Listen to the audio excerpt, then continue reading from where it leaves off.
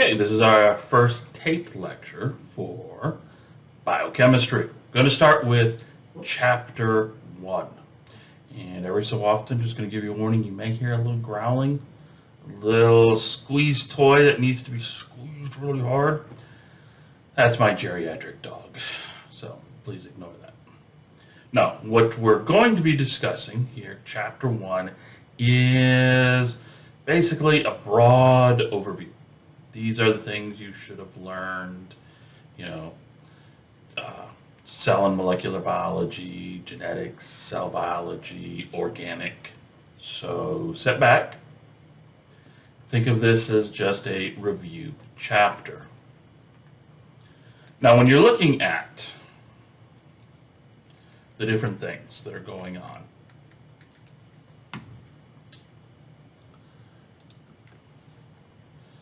in the world, as you see here, first thing up is this idea that is one of the pillars of evolution.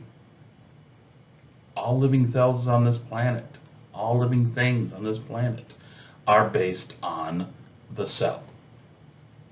At least one, or as in you sitting there listening to this, trillions. So anywhere from 1 to trillions of cells working individually for our, prokaryote, amoeba, protozoan brethren, to multicellular organisms, multi-tissue, multi-organ, as in you, your dog, your cat, your goldfish, that tree outside.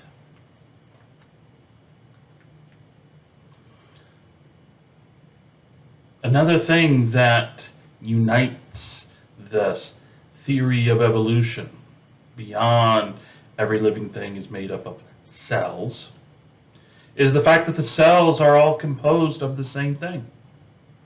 Doesn't matter if it's you or the bacteria living on you, in you.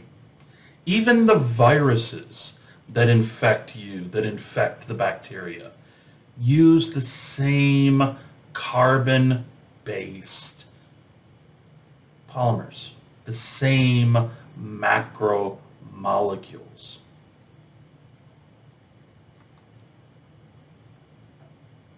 Everything exists in this metabolic state of things come in, things go out. Things that come in get broken down, rebuilt as something else.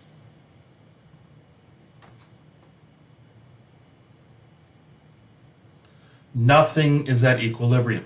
If you ever reach a state in your cells of equilibrium, it means you're dead. Because as it is, life as we know it is this maintaining of disequilibrium. The amount of stuff coming in never actually equals the amount of stuff going out. The amount of stuff going out never equals the amount of stuff coming in. The sides of the equation that you've all learned in chemistry never truly balance. Because when they do, metabolism stops. If metabolism stops, you dead. And it's this amazing thing. Everything from the non-cellular virus, the prokaryotes, the archaea, the fungi, protozoa, plants, animalia, you all have the ability to make new, replace, repair, replace, and the instructions, the blueprint, as if you've ever had me for any other course, you'll hear me say, the blueprint carried in the DNA. Or for the viruses, maybe the RNA, the genome, whatever format it's in, That's where it's going to be. That's how things will function. Now, for us, larger multicellular, multi-organ organisms, we have a very advanced means of replication, making the next generation. The whole sperm meets egg is great for animalia, but it does fit for everything. Two cells will come together. Whether those cells happen to be sperm and egg, pollen, ovum, whatever. Now, you move down the line, the evolutionary ladder, boom, boom, boom, boom, boom. You get down to the single cell organisms. Well, no. There's no need for, the making of the gametes. You take a protist, you take, an archaea, you take,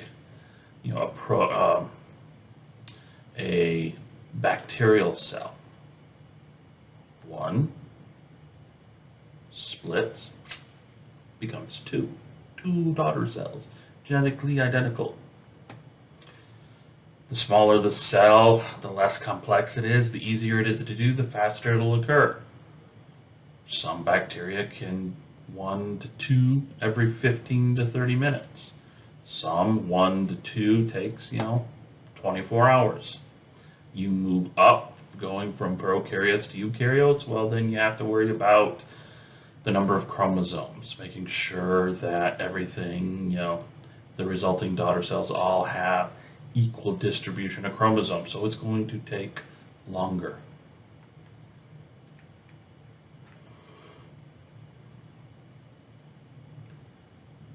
A lot of times, people are worried about this idea. You've already heard me say evolution a couple of times, and you'll hear us discussing evolution throughout this. Of course, they get worried, for many different reasons. And the thing we have to keep in mind is this idea of evolution is nothing more than things change.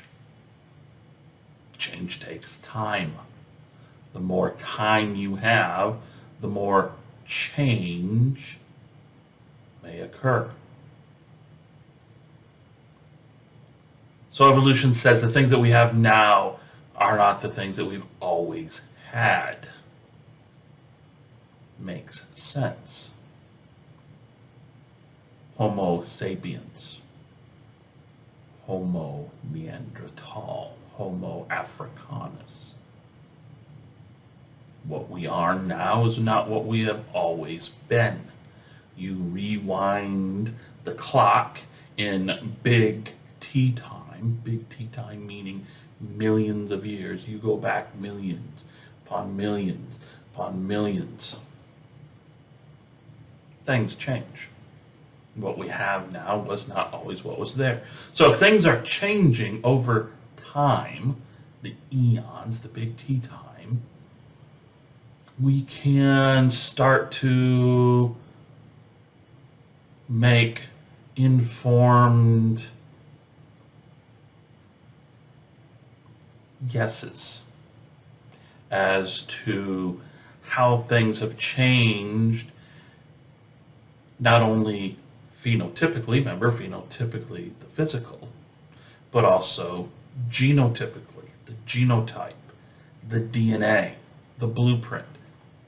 For there to be a physical change, not just in an individual, but in the population as a whole, genes at that point in time versus now, genes, time point A versus time point B, the population now has two different species. Well, what had to have changed? That's the thing that we want to look at. That's the thing we want to study, not only in biochemistry, but in evolutionary biology, and cell biology, and genetics. So, when it comes to biochemistry, what's going on here? What's the difference between biochemistry, cell biology, genetics, molecular biology? That's what students always ask me. What's the difference? Scope. Literally, that's what it is, the scope. You take somebody who is a cell biologist. They're going to want to study the cell as a whole.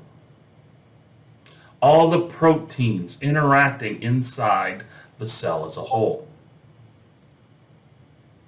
What's happening here? How are these proteins interacting to keep this metabolism going? So, cell biologist. I have a strong background in cell biology, even though I'm a microbiologist. I'm looking at the pathways. How do these proteins all link together? Think of it as a forest, okay? The forest as a whole is the cell. I'm looking at how all these different types of trees and brushes and bushes are all intermingling, interacting with each other. Cell biologists. Whether it's a eukaryote, prokaryote, that's the difference between microbiologist or, just a pure cell biologist, things like that. Where's the biochemist come in? Cell biologist looking at how all the trees, all the different types of trees are all interacting and things going on with them. The biochemist is looking at one tree. What's so special about this one tree, this one type of tree? How does that one tree grow? How does that one tree function? What is its role? What are its different parts? What happens if we change parts? How does that change the tree? How does that change the protein? Scope. As we're going to see in this course this semester, scope is what matters. A biochemist can spend their entire career and all they study is one protein or one type of protein. And they'll go through, here's the amino acid sequence. Here's how, the primary structure, the secondary structure, the tertiary structure, the quaternary structure. What happens if I change, make a delta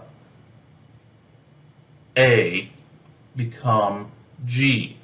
And then you'll know what A and G, what those amino acids are in the later lectures.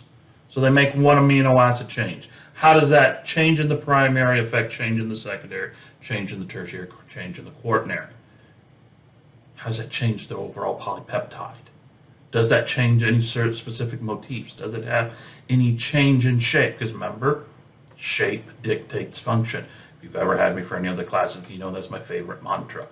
Get used to hearing it in this course. That's what a biochemist does. I know a lot of people are going, oh my God, that sounds so boring. But you got to remember, it's like, as I said, studying that one tree. Why get lost in the forest? Because that's some lots, for me, as a cell biologist, yeah, trust me, I get lost in the forest many times and overlook some really big things because I can't see the forest for the trees or the trees for the forest. The biochemist focuses on one thing. How does that work? Once they figured it out, they may move on to another one or a closer related one.